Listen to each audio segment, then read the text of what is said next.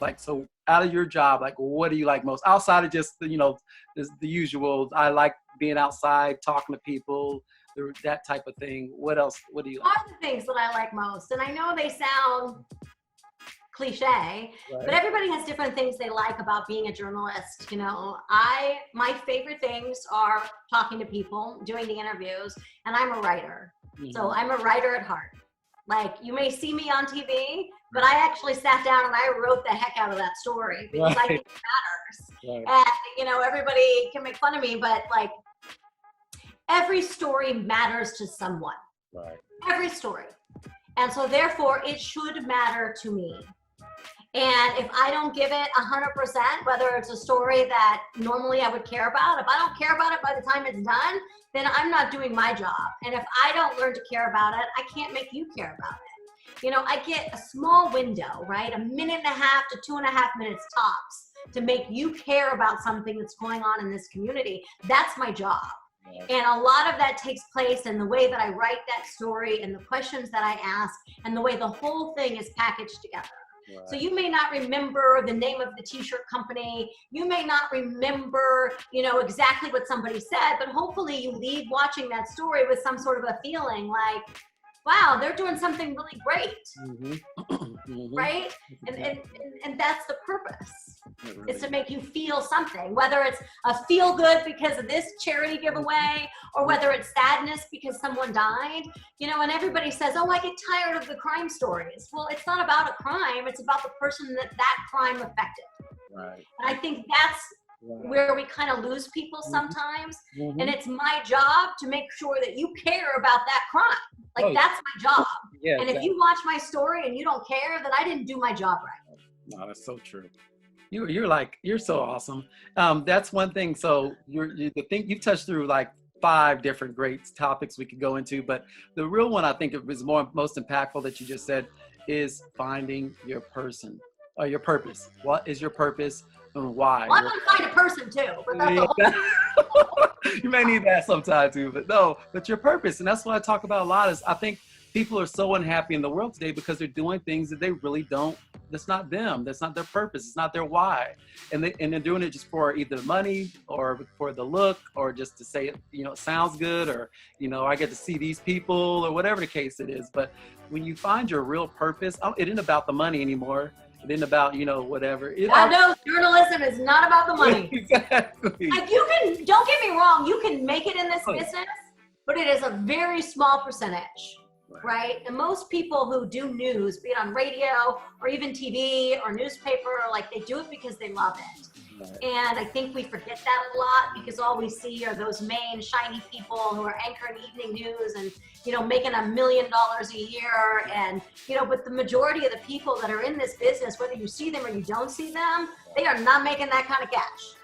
Right? Like, they are just like everybody else, 2 or 3 paychecks away from bankruptcy and homelessness. So, like, appreciate and value that they're working right now during this while everyone's at home, not for the money. They're doing it because they care and because this is their calling, is to tell the world and inform the world about what's going on and to ask the questions that we think matter. True. Right? And that's another thing when it comes to like hiring, right? And this isn't my job, but it's very important that every newsroom have a large range of diversity. And I'm just talking about what people look like. I'm talking about where they come from, what they believe in, you know, religious background. You know, it's not just about what you see, right? It's how you grew up. Because when we're all sitting around in a newsroom and we're talking about different stories, a story that I may care about may not be something that you care about. That's okay. We're not wrong. But if we weren't in the same room to discuss it and hash it out, then all of our stories would look the same. So questioning is what I do for a living. And I had a news director who once told me, he's like, I can't expect a reporter to be a tiger in the field and not scratch the furniture a little bit at home. Exactly. Right? That's right. So I am the furniture scratcher. I'm like, I don't think we should do this. I don't want to wear a mask. I want to ask questions. People need to hear me. You know what I mean? So, but it doesn't come out of a bad place. It comes out of a place of of loving being a journalist. And I think that's what people don't understand. But two things to what you were going to say. I always, you know, my father always said, like, the key to success is figuring out what you're good at and then learning how to make a living at it. True. Right? True. But also, to that same point, I don't care what you do for a living, some days you want to stay home. Oh, yeah, that's exactly right. No matter how much I love my job or how great it is, there were days I wake up and I don't want to go to work. I want to lay here with my cat and binge watch Netflix. You know what I mean? Like, we all have bad days. Yep. You want to watch Ozark? Yes, that's on my list. Because I'm done with you, I got to start up on Ozark. New season. It's really But like, so don't feel bad about yourself because you have a bad day. right. Right? You can't do that. One of my favorite sayings is don't make permanent decisions on temporary feelings. Mm-hmm. Right? Oh, So yeah. you have to acknowledge the fact that you're just having a bad day. Mm-hmm. Or even a bad week. Those happen too. If you start to have a bad month, Mm-hmm. or you have a bad year, Right. maybe it's time for you to look for something else to do, and that's okay too. Ooh, that's exactly right. Right? It's okay. Mhm. You don't have to. Sometimes we just got to pay the bills. We really do. But that's why I think sometimes a life change can give you new perspective and allow you to kind of search out some of the things that you didn't realize that you had, or values that you didn't know that you wanted, or a career path you didn't know that you wanted. Right. So true. So true. You're just like, that's beautiful. I feel like we're like kindred spirits, because Right? everything you're saying, I really like, that's how I live. That's my thought process. I don't really take things that happen in life like detrimental. I take them as learning and ways that I can adapt and overcome. That's really what I do every day. I try to keep learning, and I'm going to make a mistake. Oh, well, get slapped around a little bit, get back up, Right? and try a different I path. want to talk about my mistake. What I want to talk about is, though, for people today. So you said something earlier, which I really want to go right back into a little bit deeper. But you talked about when Cleveland came in, when you got let go of Cleveland, and you didn't have a job, and you had to find a way to win, move to LA. Give some inspiration to the people out there right now, as you know, going through COVID-19, that have lost their jobs, and reasons how you got through that mentally, like day to day, because it was a grind day to day, up, It's a down, side to side. And I would say, you know, it was easier for me because the whole world wasn't shut down at the time. Right. But the most important thing to remember when you do lose a job is to still get up every day. Right. Okay? Like, you can get into a habit where you start to wallow. Yeah. So when you're working 40 hours a week, right? Mm-hmm. You'll take a Saturday and you'll run like 5 errands all at once on a Saturday morning. Don't do that when you're unemployed. Right. Right. You pick one thing to do every day, and you plan it out the night before. You say, okay, tomorrow I'm going to go to Target. Right. Mm-hmm. And then Tuesday night, when you're looking at Wednesday, you're like, Wednesday, I'm going to go on a bike run. Right. I like that. Thursday, I'm going to take a yoga class. Right. Friday, I'm going to go to the drugstore. Mm-hmm. Saturday, I'm going to get groceries. Right? You see what I mean? So don't try just one thing that makes you get out of bed, that you're looking forward to, or that you need to do. Right. You do it that day. One thing. I like Because that. if you just have one thing to accomplish, you can get it done. If you bog yourself down with, oh, I got to clean my whole house, and I got to work out, and I got to apply for a job, and, you know, I got to go to Target and CVS and all these places. No. One thing. Mm-hmm. That's good. I love That's it. how you get up. I agree. You get up and you do one thing. I don't even clean my whole house in a day. I don't even have that big of a place. I live in LA, right? But Right. it's like one room. Right. Like, That's today is the day I clean my bathroom. it. Right. That's so cool. Tomorrow is the day I put away my laundry that I did 5 days ago. I'm like, let's not get extreme here. One thing. That's awesome. Right now, I've been walking, right? So my shifts are down too. Like, I'm not working as much as I used to. Right. Because we just don't have that available. I'm a freelance journalist. So I always have the 2 days that they give me at CBS Local. And then I try and pitch my stories to other avenues that I work within CBS. Right. So I spend a lot of time researching stories that may not end up being a story. So Right. for me, it's a walk, right? So every morning, first thing I do is I go on a walk. And I try to walk 4 miles. And at the end of it, I get my favorite $5 cup of coffee. But that's my treat, right? Yep. I just walked 4 miles. Yep. I deserve a $5 cappuccino. You do, exactly. Yeah. Right. So that's my point. Like, you have to give yourself something to do and a reward for doing it. Yeah. And as somebody whose weight fluctuates, don't make that reward food. That's just You're silly. You look great. What are you talking about? I'm just being honest. Yeah. It's always a struggle between French fries and broccoli. But, you know, like, but a coffee is okay. That's a good reward, right? Like, you know, just something like that. Or I did this, I'm going to buy flowers, or something that you enjoy, right? Like, you need to find something you enjoy that's cost effective for whatever your budget is, because we all have different budgets, right? So it's okay. That's why I use the word cost effective, not inexpensive, because we all have different terms of what that means. Exactly. But I'm not doing anything else, so I feel like I deserve to spend $6 on coffee every day. And yes, I could make it myself, but I don't want to. No, exactly. It's your routine. It's my routine. It gets me up. It gets me out. It gets me moving. And so you have to find, if you are one of those people who's at home, you need to find a routine. Something somebody told me was to get up and make my bed every day. Right. That doesn't happen when I'm working. It's not gonna happen when I'm working.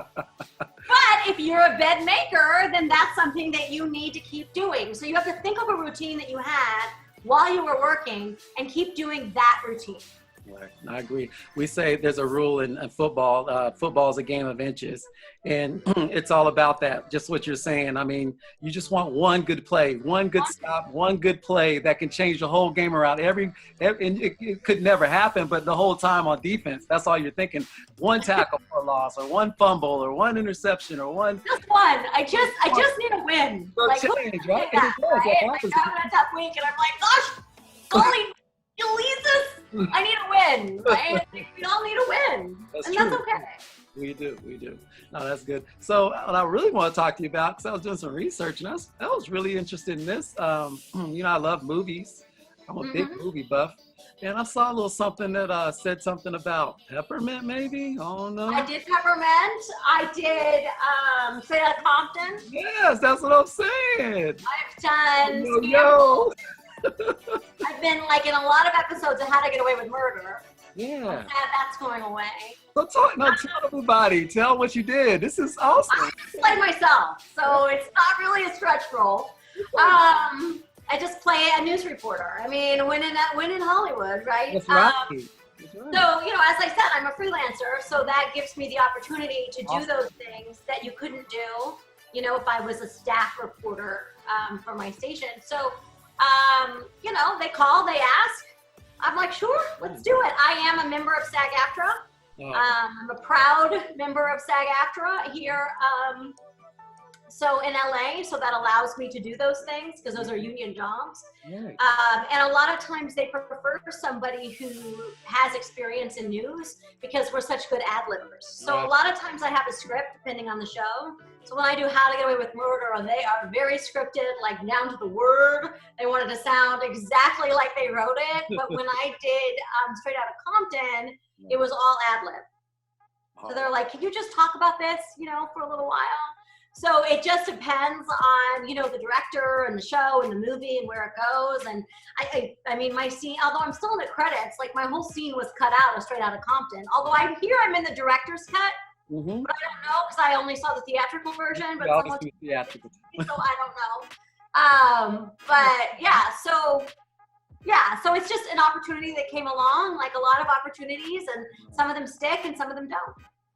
Right. So what I want to say is, I don't know if you're in it or not, just to be a part of that. Like, I've never been a part of anything, and those movies are big. Like Peppermint surprised me. That was way better than I actually thought it was going to be. I loved Peppermint. But I'm a huge Jennifer Garner fan. Yeah, me too. But it was funny because, okay, so they had all of us come in. It was like a post-production type of thing. And they probably had, 5 of us? Yeah. And they had us all read all the same lines. So if you watch the movie, like all the different like reporters that you see, we were all in this studio like together, all reading every single scene. And then they kind of edited it all in. And by the time mine was edited down, I think I had one word. Right. I was like, Riley? Got you. And we shot like all morning, like all day, like, yeah. Well, that's freaking awesome. I've been in a few things. Oh, that's so amazing. Like the life in LA, like, I mean, tell me now, I mean, because you've been, so this is what I would like to know. Your favorite city you've lived in thus far? I probably know the answer. Everyone probably knows, but just tell us what your favorite city is. You mean not including my hometown of Lawrence, Kansas? No, not including that. We know that one. Yeah. There's things I liked about every city that I've lived in, Gotcha. but Cleveland stole my heart. Really? Yeah. You know, I mean, they're like the little engine that could, right? And I think it's also because the time in my life when I lived there, I moved there in my mid-20s. You were finally at a point in your career where you were making enough money to go out to dinner with your friends and go on vacation, yet everyone's still single, right? And nobody has kids yet. So you're like in your late 20s and early 30s, and we're going out to dinner with my girlfriends, and then, you know, we'd leave them at like 2 in the morning, and then we'd all get together at 8 a.m. for breakfast to talk about, you know, the 6 hours we worked together.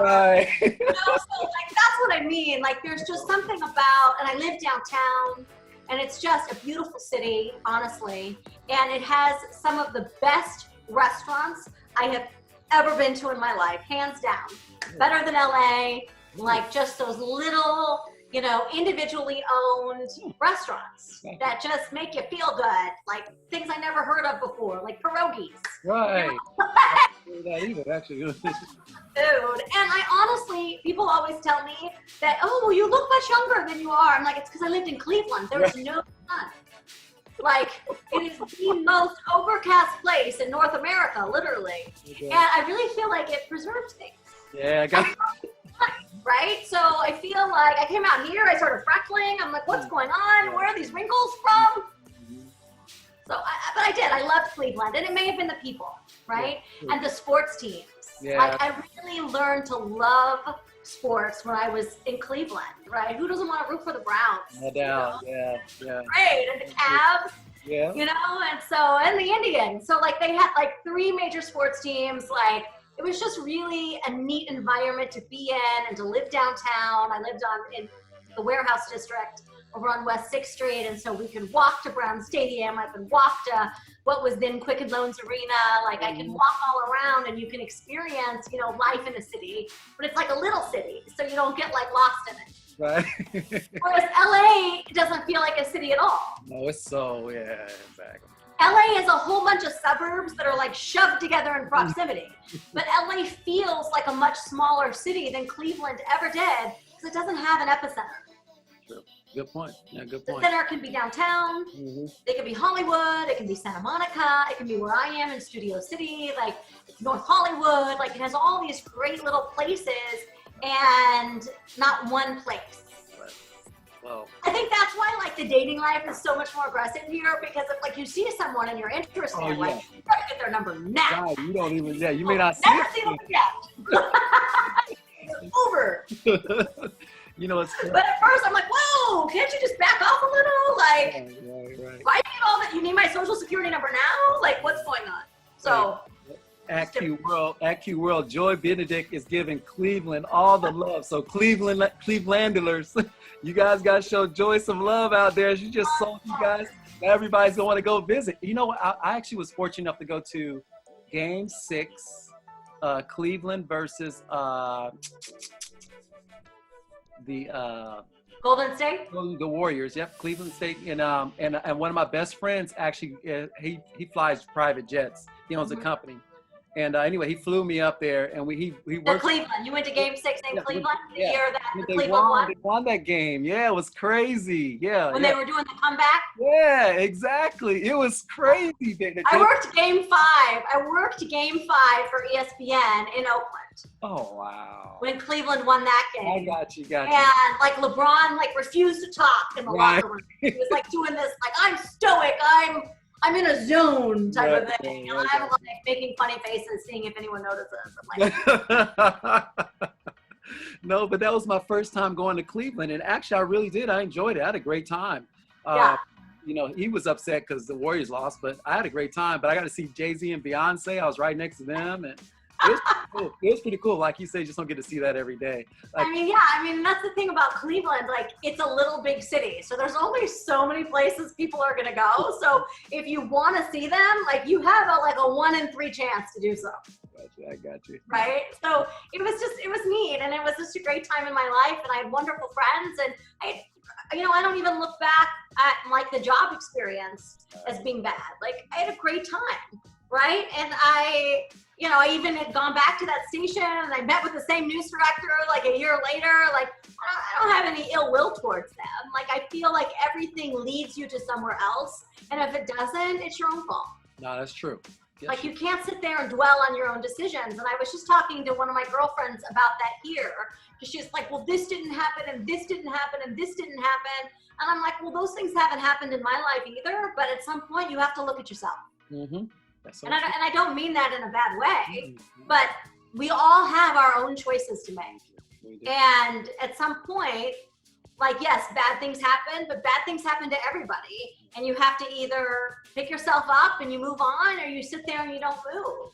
Right. And those are your choices. Yeah, that's so true. You're right. So true. And it's hard for people to reflect sometime at that and look at themselves like that. But it is. Like, nobody wants to look at yourself, right? I mean, we all look for blame. And I see it all the time when I'm on stories, especially really sad ones where someone dies, right? Yeah. Everybody wants someone to blame. Mm-hmm. And unfortunately, sometimes bad things just happen. They do. That's right. Out of our control. Like I said, the day you think you control anything that's going on in your world or your life, you are losing it. Right. Yeah. I mean, bad things happen to everybody. They're on a different scale, but that doesn't make them any more overwhelming at the time. And sometimes, like, when I'm really starting to feel sorry for myself, or upset about something that's going on in my life, because it's not perfect, right? I try to look at the bigger picture, and I try to realize what I do have. Right. And I know that's not an easy task, trust me. Like, but as I said, it's okay to wallow for one day. Mm-hmm. But then you set the alarm, you make a plan, and you get up the next. That's true. So you're right on. The thing I want to ask you about, and I think it's really prevalent now, there's so many. Why I'm so awesome? Yeah, you are, which we already knew that. I knew that back at KU, so you're good. But no, the thing I like to ask you is, today, with all the different shows coming on about news like NBC, Fox, all these different shows come on. Apple TV has one out. They're doing all these movies now about Fox, how that whole deal went down. So what would you say to females out there, women out there that want to be in your profession, the goods, the bads, and the uglies, things to stay away from? Like, what would you, if you were mentoring them right now, what would you say? Because it's pretty. I mean, every situation's different, but I don't want to classify all situations. I don't want to classify all females. Right. We all have a different path. Okay. And we have a different reaction, but I would say the best thing to do is to be yourself, right? And stick up for yourself. I'm a firm believer in that. And if a situation doesn't feel right, then it's probably not right. And you need to walk away from it. Right, I got you. Yeah. I mean, it seems very simplistic, but like, you have to stick up for yourself. Right. And you have to put your foot down if something makes you feel uncomfortable. Like, I think, we like to tell young people that, everything's perfect, and things aren't perfect. Like, they're not. But when you're confronted with a situation, we have to make sure, especially with young girls and young women, that at some point in their life, we have given them the strength to be a fighter. Right. And I hate to say that, and I wish it was different. We always say we want to take care of this person or take care of that person. But probably one of the best gifts I was ever given was, my father telling me that I could be anything that I wanted to be. Right. And telling me that I was just as good as everyone else. And, he raised me to be a fighter. And that's who I am. And so, but it doesn't something that comes easily, right? Like, when I started in the business and someone would say something that made me uncomfortable, I'd crack a joke, or I'd, shy away or be dismissive and turn around, I mean, it wasn't until I was in my 30s that I had a strength to say, that's not appropriate. Right. Right. I agree. Yeah. But, and so that takes, you know, your own confidence in your skills. So I'm saying, like, I'm not perfect at that either, but I wish I would have had those words. Like, I didn't have the words to express myself. When I was younger, I would crack a joke.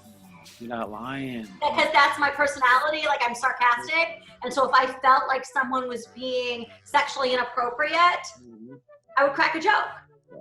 Right. But it took me till I was in my 30s to realize that that's a coping mechanism. Right. And I shouldn't have to crack a joke, right? And so now I just flat out say, well, aren't you inappropriate? Yeah. And smile. I know you do that too. That's so awesome. That's good. Oh, so check this out though. But you're Say it how you say it. right. That is so true. But that is so real. So even me as a young, because when I first got into sales, my first job was medical sales. And I believe it taught me that I did not know how to communicate. That's the first, and I was a comms major. I still did the comms. Right. I can talk to anyone in the world. But when it came to situations that I felt uncomfortable or I felt like I was not prepared, I literally would almost shut down and just try to keep things going, but not really communicate. There's an anchor in Birmingham who taught me the best phrase. Her name's Pam Hoff. She's still there. And she told me, because I would get very flustered at things and, you know, the words wouldn't come out right. And I'm like snapping back, you know, and she pulled me aside one day and she was like, I want you forever to remember this phrase. Help me to understand. Right. So instead of being upset about something, someone wants me to do something, instead of being like, I don't want to do that, say, start the next words with help me to understand. Exactly. Help me to understand why you think this is a good idea. Help me to understand why you want me to do this. Right? Because it's all about communicating, and sometimes, and I need to work on it too, but sometimes we start arguments in our head. And by the time they come out, it's like a full out, like, how dare you know? And I have some photographers I work with who will get like really worked up, and all of a sudden I just get the end of it. And I laugh, and they'll be like, why are you laughing? And I'm like, you just had a whole argument in your head, and all I got was the end.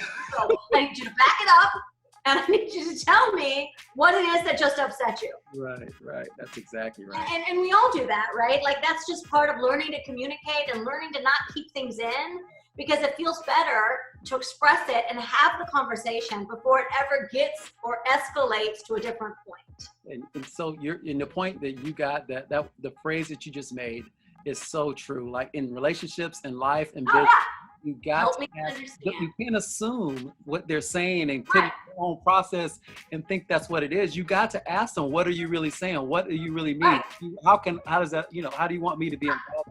Like, not only professionally, but it works really well in dating too. Like, help me to understand. Right. Why you think this was a good choice? No doubt. You're so awesome, Joy. You're so awesome. But yeah, so what are your next steps? Like, what do you want to do? I mean, obviously you're in LA. I just want you to know, I'm gonna, after this is over, I'm gonna come out because there's a couple of guys that live out there from KU, and then that were with us. A lot of guys out here from KU. Yeah, Marlin Sanders, and then Dorian Brewer down there. So I had to come down. He keeps telling me. Marlin a couple times. Yeah. Okay. Cool. Yeah. Yeah, he was cool. He was on The Real World, all that stuff, wasn't he? And all that good stuff. He was like a casting director or something like that, I think. Yeah, you'd have to ask him. Call him. Yeah, call him. But yeah, but now I'll come down and we'll have to hang out and just have some coffee or something. I prefer my coffee with tequila, but however you want to take it. That's the drink. That is the drink. Hold the coffee. Yes. Well, shoot. Well, you got anything you want to add to this that you want to close with? No, I mean, I just think, I think positive messages are always good, but don't feel like we always have to be positive. No doubt. Right? It's okay to be upset. It's okay to feel sad. It's okay to feel all those emotions. And sometimes we get all wrapped up with, happy thoughts only. I only want to surround myself with happy thoughts. But if you don't feel the lows, then you're not really feeling the highs either. That's exactly so right. It's okay. And then I get really frustrated. I have one of my friends who's like, Every time I'm like, how are you? It's great. Everything's great. And I'm like, I don't believe you. Right. That's so true. Nobody's life is great all the time.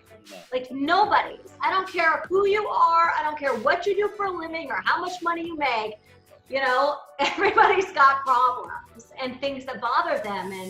And until we can open up and talk to about it, and honestly, when people tell me that, then I just realize they don't look at me as a real friend. Right, I got you. Because if someone's always telling me things are great, then I'm just a surface friend. Right, true. That's a good point. They don't want to talk to you anything about that. They don't want to tell me what's really going on, or they don't trust me, or they don't value that friendship. And so for me, that's a real indicator that someone's just not that into me. Right, no doubt. No, you're right. True. And your life's so great, they don't need me. Exactly. Exactly. That's funny. So tell me, for everyone out there, you have what's your social so they can follow you and check you out? And pretty easy. I'm at Joy Benedict everywhere. At Joy Benedict on Instagram, at Joy Benedict on Facebook, at Joy Benedict on Twitter. Right. That's JoyBenedict. I think I have a Snapchat, but I don't really use that. Oh, I got a TikTok, but I don't use that either. TikTok? Just my life, I can see them dancing. You will not see me dancing. Right. I got you. But the three big ones are at Joy Benedict. Okay. That's where I give out the most information, whether it's work related or personal related, or I take still photography on the side, so that's fun too.